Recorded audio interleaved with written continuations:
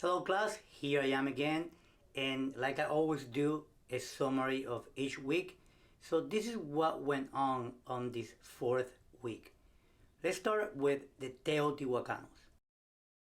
This is an aerial picture of the city of Teotihuacan, and immediately we can see two big pyramids. The biggest one in the center is called the Pyramid of the Sun, and right here on the bottom is the Pyramid of the Moon. And you have a long avenue that stretches about 4 miles, and that goes by the name of La Avenida de los Muertos, the Avenue of the Dead.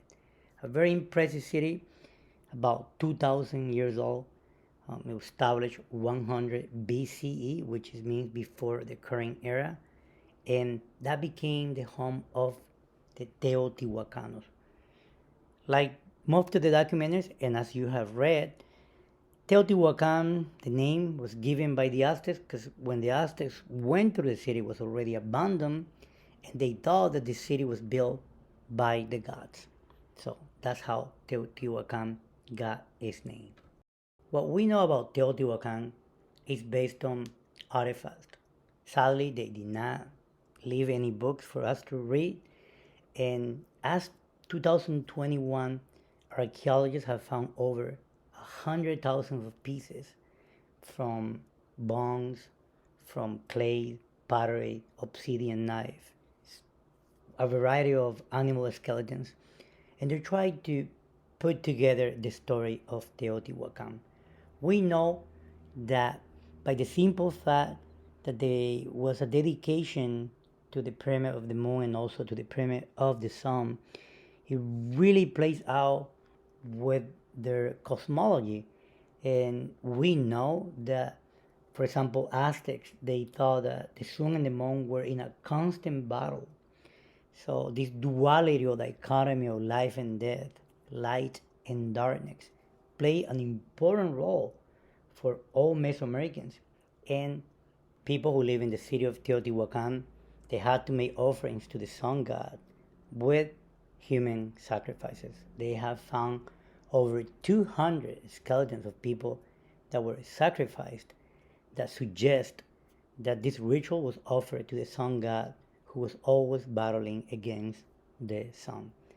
Very fascinating story, and it is one of the fundamental reasons why human sacrifices play an important role later for the Aztecs. The Temple of the Feather Serpent is probably one of the most important pyramids that archaeologists and anthropologists, historians are right now trying to study. Because Quetzalcoatl, or the feather serpent, is one of the main deities or gods that we can trace back from the Olmecs. Later on, Quetzalcoatl plays a huge role in Aztec cosmology.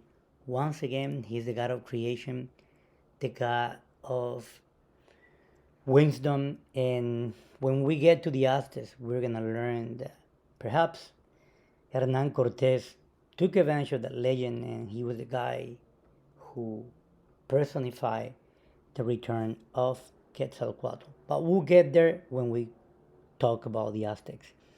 Right now, with the Teotihuacanos, still continues to be a mystery because we really do not know that much about the Teotihuacanos.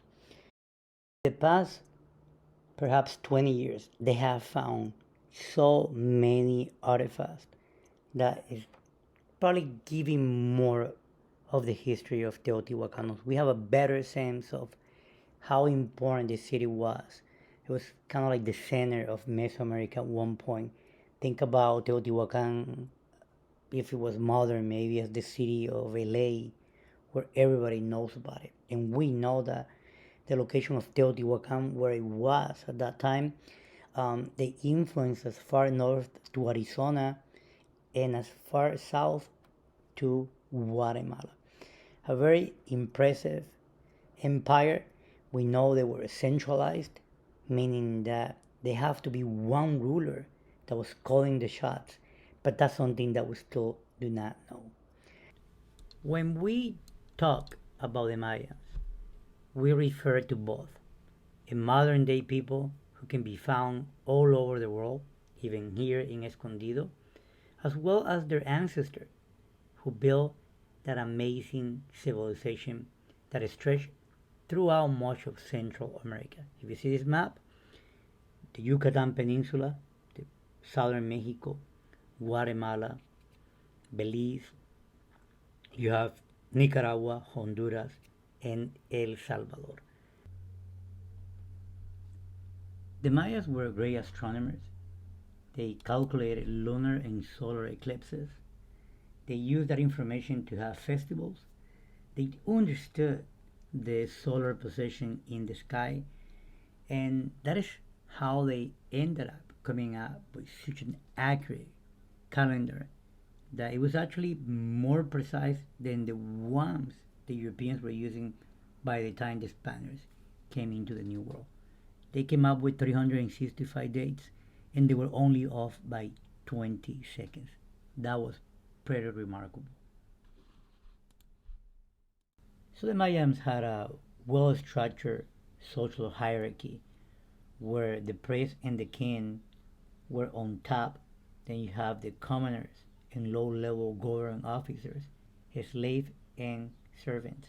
That is how they waged war against other cities to capture people, to make him a slave, or sacrifice him later on.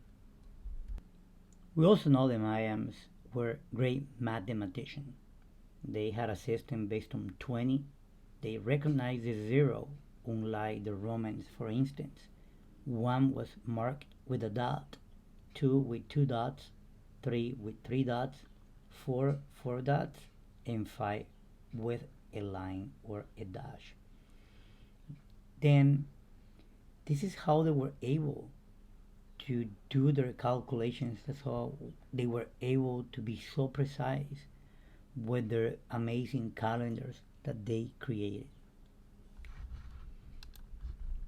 So the Mayas had three calendars, and they still use some of those. One is the HAP.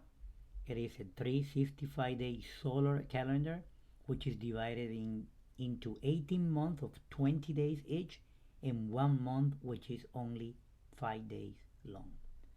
The other calendar is the Tzolk'in, meaning the distribution of the day. It is also called the divine calendar and the sacred realm. It is a 260-day calendar with 20 periods of 13 days, and it is used to determine the time of religious and ceremonial events. And the last one, it is the long count. The long count, it is an astronomical calendar which is used to track longer periods of time. The Maya called it the universal cycle.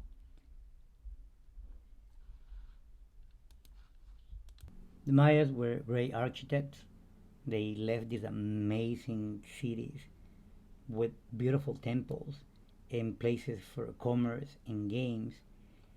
And that's where you have the famous El Juego de la Pelota, the ball game. It was not really a game, it was almost a political, religious, and social event in which the game, the ball itself, that was made out of rubber, represents the motion of the planets, and the core was actually the universe. And the players, those who ended up losing, were sacrificed and offered to the gods. So it was a very religious event. Once again, the obsession with the cosmos and the relationship to God was something that most Mesoamericans share and they have in common. Your discussion, if you remember, deals with how the Mayans ended up living their jungles. They did not really disappear, as you know now. We know, based on the new findings, that there were long droughts that pushed these people out of the jungle. Aside from having a large population and deforestation, it did not really help their cause.